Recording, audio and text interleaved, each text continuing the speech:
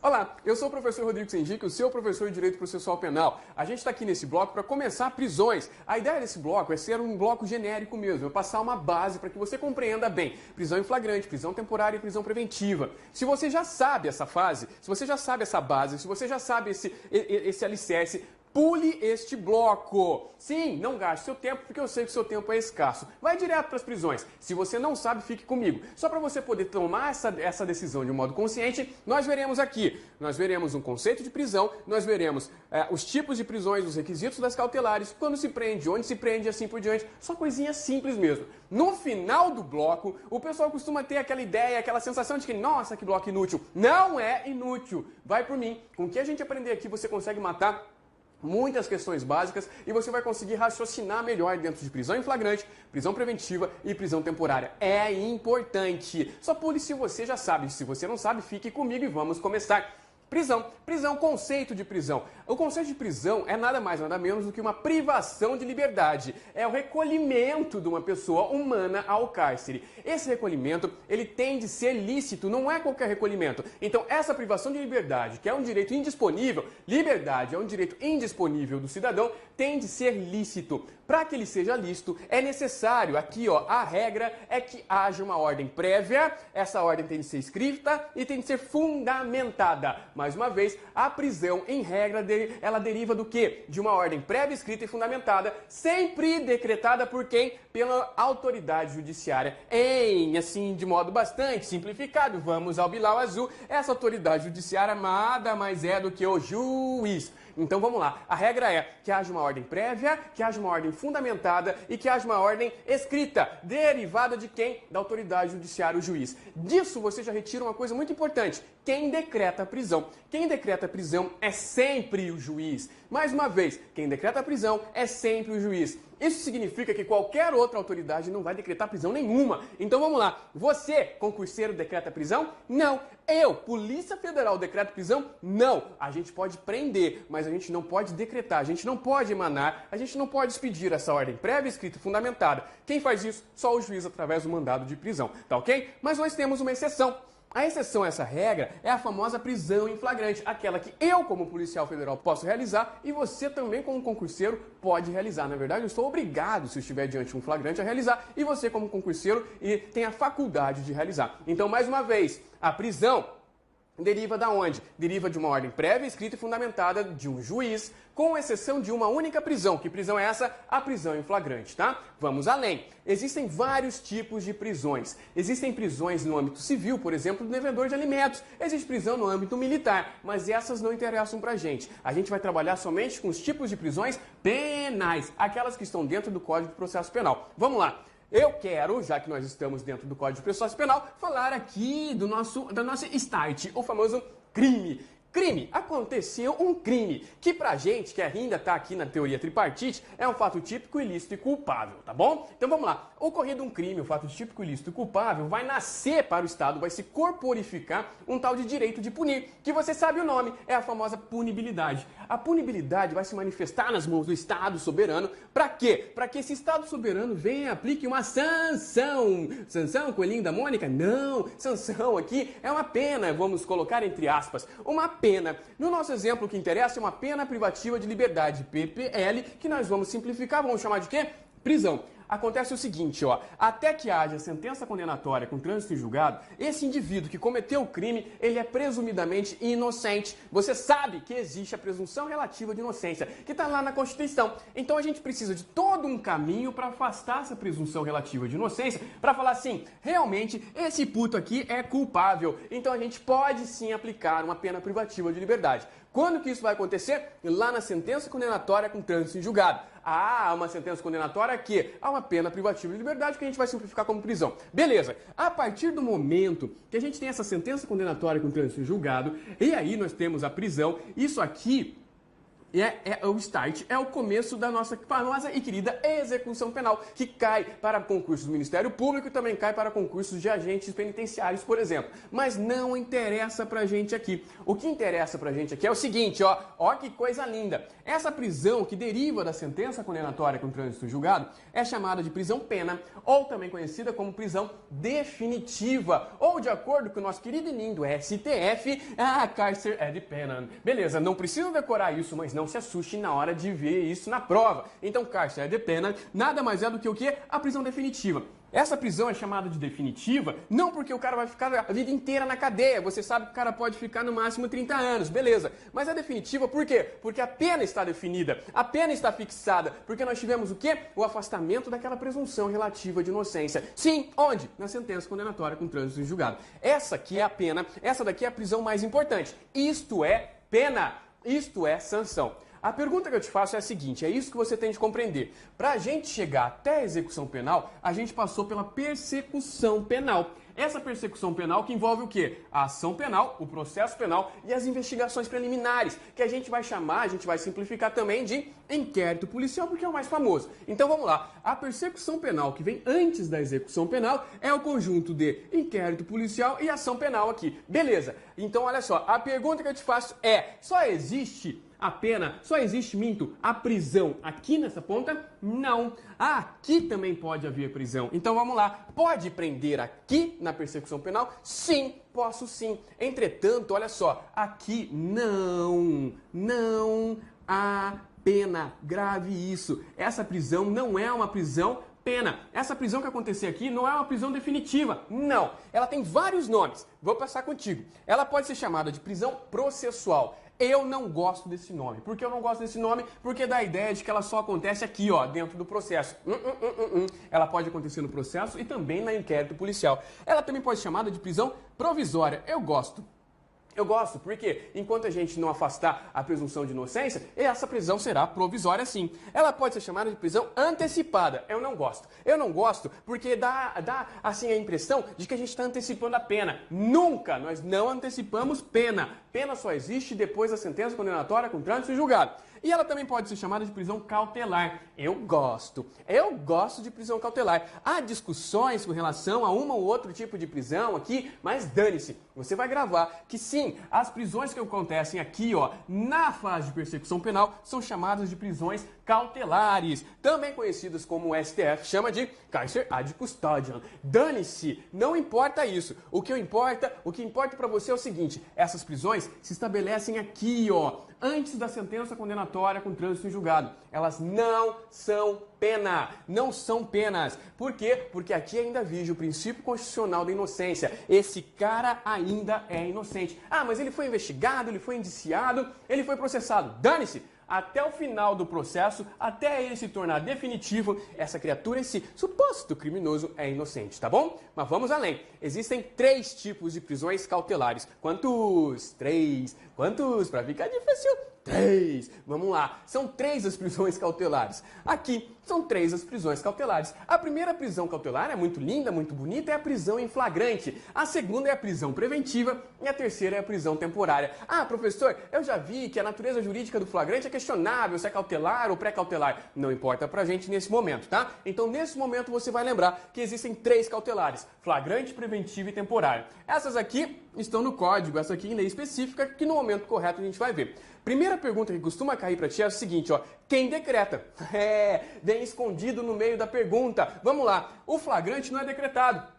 A gente dá a ordem na rua mesmo, beleza? Mas essas 2 outras prisões aqui são decretadas. A prisão preventiva e a prisão temporária precisam ser decretadas. E aí, quem decreta? Lembra do começo da aula? Prisão sempre é decretada por juiz. Como é que isso vem na prova? Isso vem escondido no meio da assertiva. A assertiva é linda e fala assim, então a prisão preventiva decretada pelo delegado... Já era. Prisão preventiva não pode ser decretada por delegado. Prisão temporária não pode ser decretada por delegado. Quem decreta é somente o juiz. Então quem decreta? O juiz, o lindo, querido juiz. E aí eu te pergunto mais uma coisa, elas só existem dentro da persecução penal, professor? Sim, só vão acontecer dentro da persecução penal. Após a persecução penal, ou seja, quando começa a execução, ou seja, quando a gente tem a sentença condenatória com trânsito em julgado, essas prisões, se existirem, elas precisam ser levantadas. Elas serão substituídas pela prisão-pena, tá bom? Então vamos lá, preventiva pode ir até onde? Até a sentença condenatória com trânsito em julgado. A temporária é idem, tá bom? Grave isso já do começo, já de cara. Mas vamos além.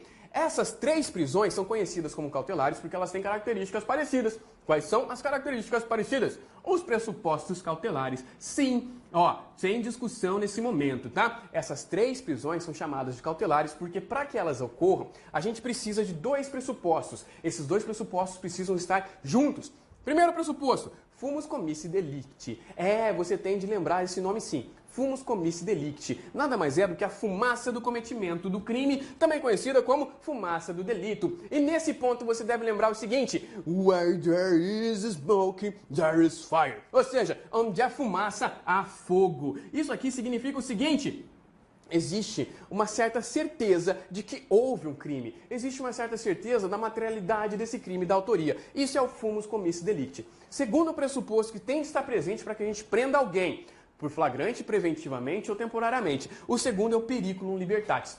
Periculum libertatis vai falar assim, é o perigo da liberdade desse indivíduo. Esse indivíduo que cometeu o crime pode ficar em liberdade? É isso que você vai questionar. Não significa que ele será apenado. Não! A gente vai questionar aqui o seguinte: se ele ficar em liberdade, a gente vai conseguir aplicar a lei penal? Se ele ficar em liberdade, ele vai continuar agindo? Ele vai continuar delinquindo? Se ele ficar em liberdade, ele vai conseguir sumir com provas? Por exemplo, matar uma testemunha? Se ele ficar em liberdade, ele vai fugir para a Europa? É isso que você tem de se questionar. Se ele fugir para a Europa, se ele matar uma testemunha, se ele continuar delinquindo, há perigo dessa liberdade. Por isso a gente vai poder fazer o quê? Decretar uma dessas prisões, a preventiva ou a temporária. Para você já ir decorando, para ficar fácil, eu vou falar o seguinte pra ti, isso é uma mentira, mas é uma daquelas mentiras que mamãe contava pra você. Quando você era novinho, mamãe falava assim: meu filho, não fique à noite na rua, volte antes do anoitecer, porque senão o homem do saco vai pegar você. Existe homem do saco? Não, não existe. Tô contando pra você, não existe homem do saco. Mas mamãe mentia para o seu bem. Vou mentir para o seu bem, já pra você gravando. Vamos lá. Pra gente decorando, vamos dar uma esmiuçada nesses requisitos cautelares. Primeira coisa, fumus comissi delicti, na verdade, compreende o quê? Olha que lindo. Fundados indícios do quê? Autoria ou participação. A gente não pode prender alguém só porque a gente acha que esse cara cometeu o crime, não. Não, a gente tem que ter fundados indícios. Lembre-se, liberdade envolve direito indisponível. Segunda coisa que está dentro do fumus comissi delicti, mais os fundados indícios de autoria e participação, mais certeza do crime. Sim, a gente tem que ter certeza da materialidade do crime. Eu não posso prender alguém preventivamente se eu tenho dúvida se aconteceu um crime. Porra, eu não sei se aconteceu um homicídio. Não posso prender alguém se eu nem sei se o crime aconteceu. Então vamos lá? Fumus comissi delicti, fundados indícios de autoria e participação, mais o que? A materialidade do crime. Segunda coisa, então, o segundo pressuposto é quem? O periculum libertatis. Periculum libertatis, eu vou falar para você o periculum libertatis da preventiva, mas isso aqui no final das contas serve para todas. Vamos lá, para você ir gravando periculum libertatis, você vai entender como. Presença de gop goi sic alp fale, gop goi sic alp fale, gop goi sic alp. Gop nada mais é do que garantia da ordem pública. Isso significa o quê? Se o cara estiver solto, ele vai continuar criminalizando, ele vai continuar delinquindo, aí sim vamos prendê-lo.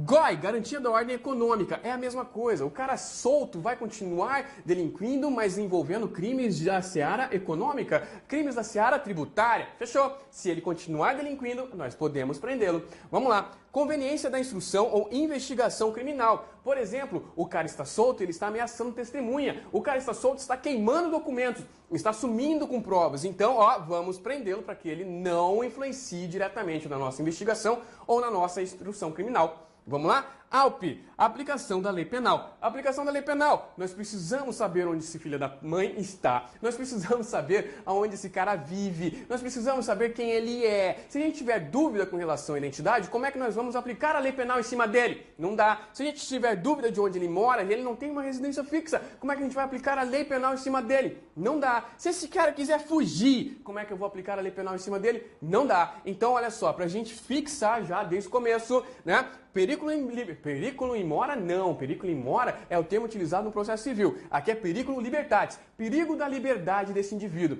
Quando que a gente vai ver?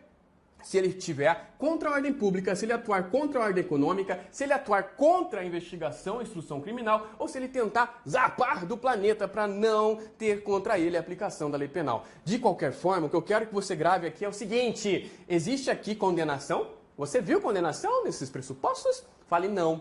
Não, porra. Não há condenação. Isso aqui, essas prisões cautelares, aqueles 3 tipos, não são prisões penas. Grave isso, isso cai para prova de promotor. É um absurdo, não é muito fácil. Isso cai para prova de delegado. Pô, pode cair para ti também, tá? Então vamos lá. Não há pena. Tanto não há pena, tanto esses presos não estarão cumprindo pena, que eles, de acordo com o artigo, vamos lá, artigo 300, vamos acrescentar conhecimento para você. De acordo com o artigo 300, eles têm de ser presos, eles têm de ser alocados em áreas diferentes dos presos condenados. Por quê? Porque eles não estão cumprindo pena, tá bom? Facinho, tranquilo. Mas vamos lá. Beleza, sabendo disso, eu quero falar contigo do seguinte: quando que nós vamos prender o indivíduo? Quando que eu vou pegar esse cara? Eu posso pegar esse cara na igreja? Eu posso pegar esse cara no casamento dele? Eu posso pegar esse cara aonde? A regra é, para você não se assustar, você vai pegar o cara em qualquer dia e qualquer hora. Veja que lindo, o nosso querido Papai Noel. Papai Noel está segurando a sua ficha de preso. Está escrito aqui, ó, Santa Claus, Claus Santa. Ele foi preso no dia 25 de dezembro. Puta que pariu, eu posso prender Papai Noel num feriado de Natal? Posso sim. A regra é exatamente essa, ó. Qualquer dia e qualquer hora, desde que a gente respeite a inviolabilidade do domicílio. Mas antes de a gente chegar nessa inviolabilidade, é o seguinte: olha pra mim, é qualquer dia e qualquer hora, mas há exceções. Essa regra de qualquer dia e qualquer horário tem exceção, principalmente para você que vai fazer aí um concurso para o tribunal, né? Principalmente eleitoral. Cuidado com o artigo 236 do Código Eleitoral. Não é a única exceção, mas é a que mais cai, tá? Então vamos lá. Há exceções a essa regra do qualquer dia, qualquer hora? Sim, fale sim. Tá tranquilo, há exceções. Que exceção é essa que mais cai? Essa aqui do Código Eleitoral. O eleitor não pode ser preso no interregno, no lapso de 5 dias antes das eleições até 48 horas, 48 horas contadas do fim do pleito, a não ser nessas 3 situações: flagrante, sentença condenatória para crimes inafiançáveis e no caso de desrespeito a salvo-conduto. Decora isso que tá fácil. Nesses 15 dias, o candidato à eleição não pode ser preso no prazo de 15 dias antes das eleições. Isso está aqui no prazo não para a gente estudar eleitoral. Não! Isso está aqui no quadro para que você lembre. A regra é qualquer dia e qualquer hora. Se cair na sua prova que você pode prender alguém a qualquer dia e qualquer hora, você vai dizer sim. Agora, se cair assim, você pode prender alguém a qualquer dia e qualquer hora, sem exceções? Não, há exceções. Cuidado com essas exceções, está aqui um exemplo do Código Eleitoral, tá bom? Mas vamos lá, voltando para a regra. Podemos prender alguém a qualquer dia e qualquer hora, desde que respeitamos o quê? O nosso querido e lindo domicílio. Aí nós vamos para a casa. Onde nós vamos prender? Em qualquer lugar, mas você tem de respeitar o quê? A casa. Respeitar a casa. Respeitar a casa. Casa para processo penal, para o Código Penal, está onde? Está definida no artigo 150, parágrafo 4º. Então, cuidado com isso. O artigo 150, parágrafo 4º, que está no seu material de apoio, diz assim, ó: compreende-se como casa qualquer compartimento habitado. Qualquer compartimento habitado é casa. Aqui, qualquer compartimento ocupado de habitação coletiva é o famoso quarto de hotel. Quarto de hotel, se tiver ocupado, é casa de quem está ocupando-o. Se estiver vazio, não é casa. Cuidado com isso. E por fim aqui, ó, compartimento não aberto ao público onde alguém exerça atividade ou profissão. O exemplo básico, como eu sempre dou, é o do boteco. O boteco, aquela parte aberta, é de todo mundo, mas depois do balcão é só do dono do boteco. boteco. Aquilo ali é domicílio do dono do boteco. Então, olha só, podemos prender alguém? Podemos, desde que a gente respeite o que? A regra da inviolabilidade domiciliar. Essa regra sai da Constituição e a gente tem algumas situações que a gente pode entrar no domicílio e não vai configurar o crime de invasão. Olha comigo que lindo, olha aqui de violação do domicílio, olha comigo que lindo. Eu sempre faço esse quadrinho porque fica fácil. Vamos lá. Durante o dia, a gente pode entrar na casa do indivíduo nessas situações. São 3 situações que nós temos urgência. A urgência permite com que você entre na casa do cara mesmo que ele não veja, mesmo que ele não queira. Primeira situação, flagrante. Podemos entrar sim. Segunda situação, desastre. Terceira, prestar socorro. Aí nós chegamos a uma outra situação, a quarta, em que o cara está falando para você, vai, entra, pode entrar, fique à vontade.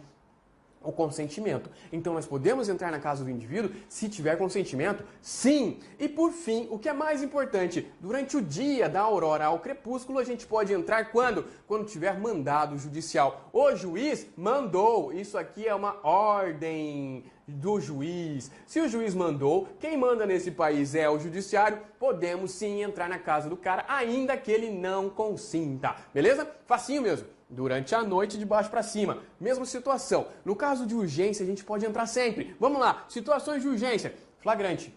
O que mais? Desastre. Prestar socorro.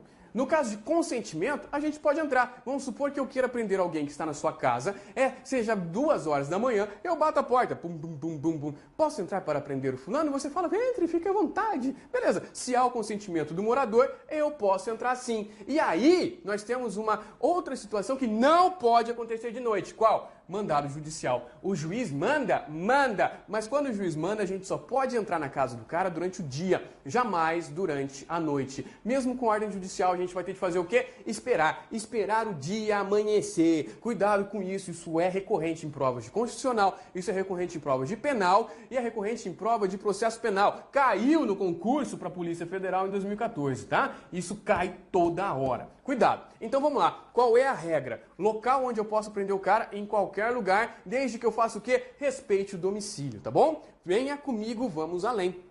Lugar da prisão também vai envolver a perseguição. Isso aqui está no seu material de apoio. Perseguição. Eu lembrei de sacanagem, lembrei da perseguida, fiquei feliz. Vamos lá. Perseguição, e a questão é muito fácil, a questão é muito tosca. A pergunta que vamos fazer é o seguinte, uma delas. Você é policial, está perseguindo alguém que tem um mandado de prisão em aberto, ou alguém que você pegou em flagrante, está em flagrante, esse cara fugiu. Né? O que você vai fazer se essa pessoa fugitiva está correndo, sair da sua área de atuação, sair do seu território, da sua circunscrição? Faço essa pergunta para você agora. Olha só, professor, eu estava correndo atrás do fugitivo e ele fugiu para outra cidade. O que você faz? A resposta é tão simples. Você fala, vou atrás. Não existe dúvida. Você vai atrás do cara e vai prendê-lo onde ele estiver. A questão só é a seguinte, você prendeu o cara em flagrante em algum lugar, você prendeu o cara com mandado de prisão em aberto em algum lugar, você tem de apresentar esse cara preso à autoridade daquele local. Não, você não vai prender e levar para a sua circunscrição. Você vai prender e vai levar para o delegado daquela circunscrição onde aconteceu a prisão. A pergunta besta, a pergunta básica, o auto de prisão em flagrante será lavrado onde? Se você, policial, está correndo atrás de alguém, prende esse cara fora da sua circunscrição, você vai apresentá-lo à autoridade dessa circunscrição. Então o auto de prisão em flagrante será lavrado aonde? No local da prisão. E essa autoridade que vai providenciar a remoção do preso, se assim for importante, tá bom? Grave isso. Outra questão que pode cair é a seguinte, beleza, e quando que a gente entende que alguém está em perseguição? Duas situações. A primeira é a da perseguição ocular. É aquela em que você está correndo atrás de alguém que você está vendo. Oi, tudo bom? Eu estou te vendo. E aí você sai correndo atrás desse cara. Simples. Ainda que você o perca de vista, tá bom? E a segunda situação é essa aqui, Quando há o quê? Informações. Você tem informações fidedignas e informações verossímeis de que a pessoa que você precisa encontrar está fugindo naquela direção, está indo para Florianópolis numa Mercedes vermelha. Você vai atrás. Isso é perseguição. Cuidado! Essa classificação de perseguição pode cair tanto de forma genérica, transcrição do artigo, ou pode cair também dentro de um dos tipos de flagrante que a gente vai ver no momento correto. Já acrescentei aqui para ti, para que você não se assuste naquele momento, tá bom? Outra pergunta que pode cair é essa aqui, ó. Puta merda, você está correndo atrás do cara e você vê esse cara entrar numa casa. Você tem, assim, informações concretas. Você viu o cara entrar numa casa. E agora, José? O que você vai fazer, José? Simples. Você já sabe comigo. Você vai ter de agir sem violar o domicílio. Se você tiver o mandado ou não, você vai fazer o seguinte. Você vai bater na porta. Oi, tudo bom? Eu quero entrar porque eu vi o fugitivo entrar na sua casa. Se você tiver o consentimento, entra, mesmo sem mandado. Mas se você não tem o consentimento, você tem de apresentar o quê? O mandado, se for de dia, claro. Entrou, opa, beleza, você intima o dono da casa para apresentar o cara que você quer prender. Opa, o cara não apresentou o fugitivo, o cara não deixou você entrar. Beleza, vamos à inviolabilidade de domicílio. Durante o dia você vai poder entrar. Você vai poder entrar se você tiver mandado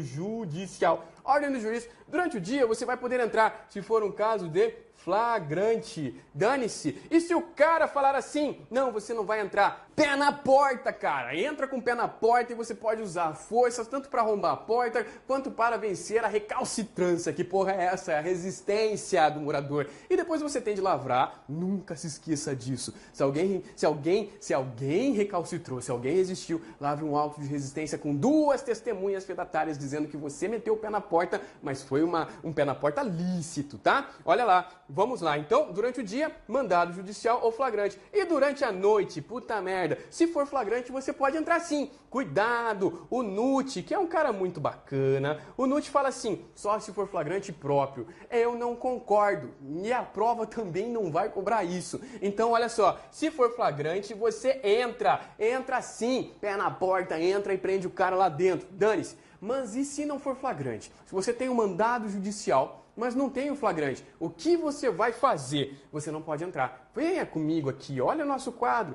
Você só pode entrar na casa do indivíduo se tiver um mandado judicial durante o dia. Não pode fazer isso durante a noite. O que você vai fazer? Simples. Você vai sentar e esperar. É só isso. Você vai cercar a casa. Você vai cercar todas as saídas de modo que se alguém sair de lá ou entrar, você está vendo. E na hora que virar dia, na hora que a lua se for e o sol aparecer, o que você vai fazer? Mandado judicial. Ah, não, você não pode entrar, senhor executor do mandado. Pé na porta e entra, tá bom? Facinho mesmo. Isso costuma cair, é mais ou menos o que está escrito no artigo 293, tá? Por fim, da nossa aulinha linda, básica, nós temos aqui súmula vinculante número 11.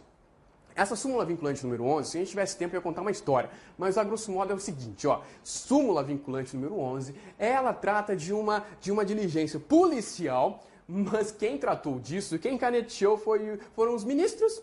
Ministros atrás da mesa, com ar-condicionado ligado, falando de diligência policial. É óbvio que virou merda. Essa que é a real. A súmula fala assim, a súmula vinculante número 11, que trata do uso das algemas, diz assim, ó. Você só pode usar algema durante a prisão, inclusive, se for um caso de resistência, se for caso de fuga do preso ou se for caso de perigo à integridade física do preso ou de terceiros, inclusive da polícia. Você vai usar algema nessas situações e você tem de fazer uma justificativa por escrito. Sem isso, se a gente não tiver nessas situações e nem houver essa justificativa por escrito, de acordo com a súmula, tá? Vamos lá? A gente vai ter o quê? A gente vai ter a possibilidade de responsabilização. Vamos lá, civil, penal e disciplinar. E a nulidade da prisão ou do ato processual para onde você está levando esse preso para participar. Aí a pergunta que eu te faço é a seguinte. Pense em você sendo um policial. Você consegue compreender o que se passa dentro da cabeça do preso? Assim, estou percebendo que ele vai me atacar? Claro que não. Então a minha dica é algeme todo mundo, tá? Vou contar só um causinho aqui para ti. Em 2 minutos, em 1 minuto a gente resolve. Eu fui chamado para fazer a identificação de um preso que em tese seria do PCC. Cheguei lá, né? Ninguém me contou nada, cheguei na delegacia da 15ª, delegacia de Cascavel, falei assim, ó, vim identificar o fulano. Os caras regalaram os olhos, falaram, cara, o fulano? Eu falei, o fulano, por quê? O que houve? Meu, fulano é do PCC. Eu falei, todo mundo é do PCC, tá Xuxa do PCC. Dane-se, todo mundo é do PCC, né? Então, traz o cara aqui. Ó, cuidado, Senjic. Esse fulano é perigoso. Esse fulano estava na delegacia, certa vez, e estava o delegado ouvindo o fulano, e estava um escrivão e um policial. O escrivão saiu para fumar. O policial que estava fazendo a segurança foi ao banheiro e ficou na sala, só o delegado ouvindo o fulano do PCC. Eis que esse fulano do PCC, do meio do nada, pula por cima da escrivaninha do delegado, saca a pistola do delegado que estava na cintura dele e deu 2 tiros no peito do delegado. Matou o delegado dentro da delegacia. Meu velho, minha véia, porra, meu, esse cara só fez isso porque não estava algemado. Não dê confiança para preso. Fica a minha dica. Eu fui identificá-lo, né? Depois que eu fiquei sabendo disso, eu falei assim, tá aqui a minha arma, some com ela, esconda, joga no lixo, mas some com a Glock e tire tudo de cima da mesa. Como assim, Senjic? Tudo? Tudo. Eu não quero grampeador, eu não quero caneta, eu não quero lápis. Olha só a postura desse cara, do identificando quando ele chegou. O cara do PCC, o preso, ele entrou, cruzou com os bracinhos cruzados, cabecinha pro chão, como um presidiário comum faz. E ele entrou na sala e a primeira coisa que ele fez foi isso aqui, ó. Ele varreu a sala inteira. Só de contar, arrepia. Ele varreu a sala inteira procurando o quê? Qualquer coisa para enfiar na minha garganta. Essa que é a real. Então, olha aqui. Preso. Sempre, sim, sempre algemado. No concurso, você só vai algemar preso nessas situações. Cuidado, essa súmula vinculante número 11 é só para o concurso, para a sua vida, joga ela no lixo, na boa. É uma súmula feita por ministros, é uma súmula feita por quem nunca andou do lado de um preso. E preso, você não sabe o que ele está pensando, tá bom? Vamos a alguma questãozinha, uma, duas, para você ver que você sabe tudo. É fácil, é tranquilo. Vamos lá, a primeira questão que é muito linda, parece a Megan Fox. Olha aqui, ó. É essa aqui.